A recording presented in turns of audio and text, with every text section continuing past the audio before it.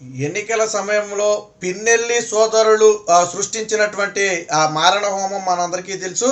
అయితే తాజాగా ఎన్నికలు జరిగిన దాదాపు వారం రోజుల తరువాత ఇప్పుడు ఒక ఘటన అయితే బయటకు రావడం జరిగింది. పాల్వాయి గేటు పోలింగ్ బూత్లో స్వయంగా వైసీపీ ఎమ్మెల్యేగా ఉన్నటువంటి వ్యక్తి, ప్రస్తుత అభ్యర్థిగా ఉన్నటువంటి వ్యక్తి పోలింగ్ బూత్లోకి వెళ్ళి ఒక ఈవీఎం మిషన్ను స్వయంగా తన చేతులతోనే ధ్వంసం చేసిన ఘటన అయితే ఆలస్యంగా వెలుగులోకి వచ్చింది. దీన్ని ఎలక్షన్ కమిషన్ కూడా చాలా సీరియస్గా పరిగణించింది. మొత్తంగా రాష్ట్ర వ్యాప్తంగా 7 చోట్ల దీనికి సంబంధించి అయితే ఈవీఎంలు అయితే బద్దలు కొట్టడం జరిగింది. దీని మీద ఇప్పటికే కేసు నమోదు చేయాలని ఎవరైతే పిన్నెల్లి రామకృష్ణారెడ్డి ప్రస్తుత అభ్యర్థిగా ఉన్నాడు, వైసీపీ ఎమ్మెల్యేగా ఉన్నాడో ఆయన మీద కఠిన క్రిమినల్ చర్యలు నమోదు చేయాలని చెప్పి ఇప్పటికే ఎలక్షన్ కమిషన్ అయితే ఆదేశాలు జారీ చేయడం జరిగింది. బహుశా ఇవాళ రేపట్లో నమోదు చేయడమే కాకుండా అదుపులోకి కూడా తీసుకునే అవకాశం ఉంది. అయితే ప్రస్తుతానికి పిన్నెల్లి రామకృష్ణారెడ్డి అలాగే ఆయన సోదరుడు వీరిద్దరూ కూడా రాష్ట్రం వదిలి పారిపోయారు. ఆల్రెడీ మనం మాట్లాడుకున్నాం. మొన్న ఏదైతే విధ్వంసం జరిగిందో ఆ విధ్వంసం తరువాత పూర్తిగా అప్స్టాండ్ అయిపోయారు కొంతమంది. చివరికి గన్మెన్ను కూడా వదిలేసి హైదరాబాద్ అయితే పారిపోయిన ఘటన. అయితే సిట్ బృందం ఏదైతే ఉందో, బ్రిజ్లాల్ బృందం ఏదైతే ఉందో దీని మీద పూర్తి స్థాయి విచారణ చేసి నిన్న ఒక సమగ్ర నివేదిక కూడా సమర్పించడం జరిగింది. సో ఇందులో పిన్నెల్లి సోదరుడే ప్రధానంగా రెచ్చగొట్టి విధ్వంసాన్ని సృష్టించినట్టుగా కూడా ఆ రిపోర్ట్లో ఉన్నట్టుగా అయితే చెప్తున్నారు.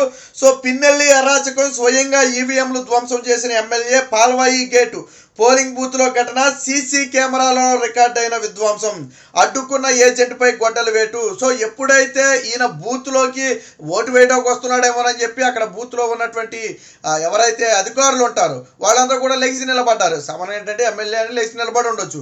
సో ఈయన ఏంటంటే డైరెక్ట్గా పోలింగ్ ఈవీఎం మిషన్ దగ్గరికి వెళ్ళిపోయాడు. మిషన్ తీసుకుని స్వయంగా తానే నేలకేసి కొట్టడం జరిగింది. అయితే ఎవరైతే టీడీపీ ఏజెంట్ ఉన్నాడో అక్కడ వెంటనే టీడీపీ ఏజెంట్ కానివ్వండి లేదా అక్కడ ఓటు వేయడానికి వెళ్ళిన వ్యక్తి కానివ్వండి అడ్డుకునే ప్రయత్నం చేస్తే అప్పుడైతే హెచ్చరించాడు. అది సీసీ కెమెరా రికార్డులో కూడా మొత్తం ఉంది. ఏదైతే అడ్డుకునే ప్రయత్నం చేస్తే నీ అంతు చూస్తానన్నట్టుగా ఏలు పెట్టి పిన్నెల్లి రామకృష్ణారెడ్డి ఈ అడ్డుకున్న వ్యక్తిని ఏలు పెట్టి బెదిరించి బయటికి వెళ్ళిపోయాడు. అన్నట్టుగానే బయటికి వెళ్ళిన తర్వాత అతని తొల మీద గొడ్డలి వేటు వేశారు. సో ఇప్పుడు అతను ప్రస్తుతానికి చావు బతుకుల మధ్య ఆసుపత్రుల్లో అయితే వైద్యం తీసుకుంటున్నట్టుగా తెలుస్తుంది. అంటే వైసీపీ అరాచకాలు, పిన్నెల్లి సోదరుల అసలు ఇలాంటి వ్యక్తులు రాష్ట్రంలో ఉండటానికి ఏమాత్రం అర్హులు కాదు. ప్రజాస్వామ్యాన్ని కూనీ చేస్తూ పట్టపగలే ఈవీఎంలు ధ్వంసం చేయటం, అడ్డుకునే ప్రయత్నం చేసిన వారి మీద హత్యాయత్నం చేసి వాళ్ళని అడ్డు తొలగించే ప్రయత్నం చేయటం, ఇవన్నీ కూడా కుట్రలో భాగాలే. మాచర్లలో ముఖ్యంగా ఇలాంటి ఏదైతే విధ్వంసకాండ జరిగిందో దీని మీద ఇప్పటికే ఎలక్షన్ కమిషన్ కానివ్వండి లేదా సిటీ కానివ్వండి తీవ్ర స్థాయిలో విచారణ చేయడంతో పాటు ఆగ్రహం కూడా వ్యక్తం చేసిన నేపథ్యం ఇప్పటికే కొంతమంది పోలీసు అధికారులను కూడా బదిలీ చేసింది. మరి ఎందుకు పిన్నెల్లి సోదరులు ఇలా విచ్చలవిడిగా అసలు ఆ రోజు పోలింగ్ బూత్లో ఈవీఎంలు బద్దలు కొట్టినప్పుడు ఎందుకు పోలీసులు అడ్డుకోలేదు, ఎందుకు పోలీసులు అదుపులోకి తీసుకోలేదు? అనుకోకుండా ఇళ్ళంటే వెళ్ళి బద్దలు కొట్టేశాడు. ఓకే, అక్కడ పోలీసులు ఉంటారు కదా పోలింగ్ బూత్లో, వాళ్ళకి సంబంధం లేదా? అలాగే అధికారులు ఉంటారు కదా పోలింగ్ అధికారులు, వాళ్ళకి సంబంధం లేదా? పిన్నెల్లి రామకృష్ణారెడ్డిని అడ్డుకునే ప్రయత్నం చేయాలి కదా, పోలీసులు వెంటనే అతన్ని అదుపులోకి తీసుకోవాలి కదా. అసలు ఆ రోజు పిన్నెల్లి సోదరులని పూర్తిగా గృహ నిర్బంధం చేయమని చెప్పి ఆదేశాలు ఇస్తే ఆయన ఓటు వేయడానికి వెళ్ళాలంట అని చెప్పి కింది స్థాయిలో అధికారులు సహకరించకుండా ఆయన బయటకు వదిలేసిన పరిస్థితి. ఆ రోజు ఎస్పీ చెప్పిన ఆదేశాలను కూడా లెక్క చేయకుండా ఫలితమే ఈరోజు ఈవీఎంలు బద్దలు కొట్టడం. ఒక్క చోట కాదు, 7 ఈవీఎంలు మొత్తంగా 7 ఈవీఎంలు అయితే ధ్వంసం చేసినట్టుగా అయితే తెలుస్తుంది. సో సంబంధితులపై కఠిన క్రిమినల్ చర్యలకు ఆదేశం, డీజీపీకి సూచించాలని సీఈఓకి ఆదేశం. పిన్నెల్లిని నిందితుడిగా చేర్చిన పోలీసులు ఆయనపై అనర్హత వేటు వేయాలని చెప్పి తెలుగుదేశం పార్టీ డిమాండ్. ఖచ్చితంగా 100కి 200% పిన్నెల్లి రామకృష్ణారెడ్డి మీద అనర్హత వేటు వేయాలి.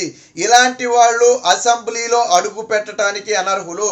మారణ హోమం చేసి హత్యలు చేసి రౌడేజం చేసి దౌర్జన్యం చేసి ప్రజల ప్రాణాలను బహిరంగంగానే తీసి అడ్డుకున్న వారిని చంపేసే నీచమైన సంస్కృతి ఉండి ఇలాంటి రౌడీజం చేస్తున్నటువంటి పిన్నెల్లి రామకృష్ణారెడ్డి కానివ్వండి, ఆయన సోదరులను కానివ్వండి, పూర్తిగా అసెంబ్లీలో అడుగు పెట్టకుండా అడ్డుకోవాలి.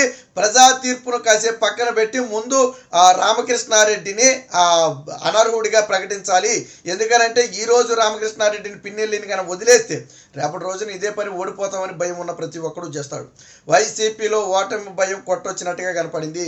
భయం ఉన్నవాడే ఈవీఎంలను బద్దలు కొడతాడు. అక్కడ పోలింగ్ పాల్వాయి గేట్లో ప్రధానంగా తెలుగుదేశం పార్టీకి ఎక్కువ ఓట్లు నమోదయ్యాయనే ఒక ఉద్దేశంతో దాన్ని మొత్తాన్ని కూడా ఆ ఈవీఎంలు మొత్తాన్ని కూడా ధ్వంసం చేయడం జరిగింది.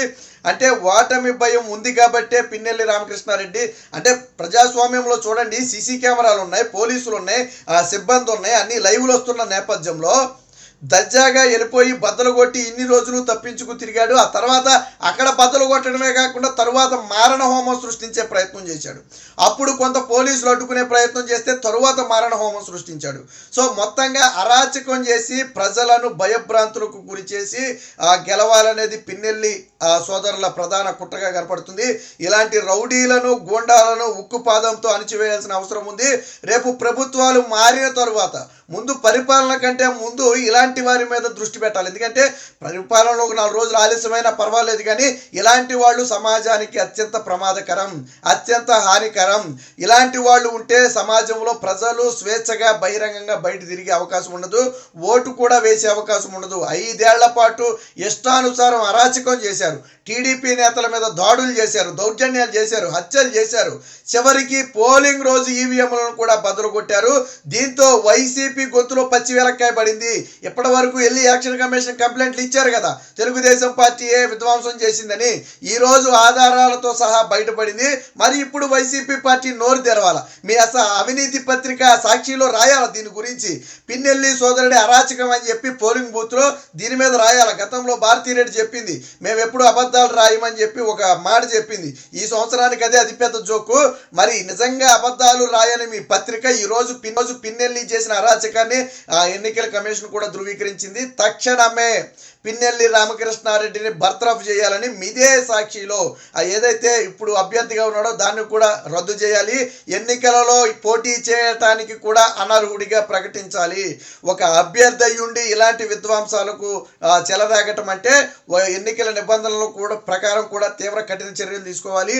అందుకనే ఎలక్షన్ కమిషన్ కూడా మొదట క్రిమినల్ చర్యలు నమోదు చేయమని చెప్పి ఆదేశాలు అయితే ఇచ్చినట్టుగా తెలుస్తుంది. పోలీస్ శాఖ కూడా పిన్నెల్లి సోదరులకు దాసోహం అవటం వల్లే ఈ రోజు ఇన్ని అరాచకాలు జరిగాయి రాష్ట్రంలో. ఇప్పటికైనా పిన్నెల్లి సోదరులను తక్షణమే అదుపులోకి తీసుకుని జైలుకు పంపాలి.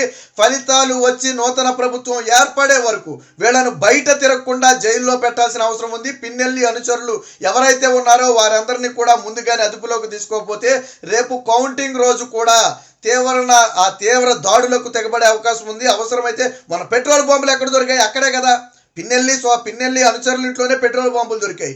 అంటే వీళ్ళు ప్రీ ప్లాన్డ్గా బూతులను తగలబెట్టడానికి లేదా రేపు కౌంటింగ్ కేంద్రాలను తగలబెట్టడానికి కూడా రంగం సిద్ధం చేసుకున్నారని దీన్ని బట్టి అయితే అర్థమవుతుంది. ఎన్నికల కమిషన్ దీన్ని ఒక సీరియస్ యాక్షన్గా తీసుకోవాలి. తక్షణమే అభ్యర్థిగా ఉన్నటువంటి పిన్నెల్లి రామకృష్ణారెడ్డిని అనర్హుడిగా ప్రకటించి కౌంటింగ్ పూర్తయ్యే వరకు కూడా అతన్ని పోలీసు కస్టడీలో ఉంచాలి లేదా జైలుకు పంపాలని చెప్పి ఇప్పుడు ప్రజలందరూ కూడా డిమాండ్ చేశారు.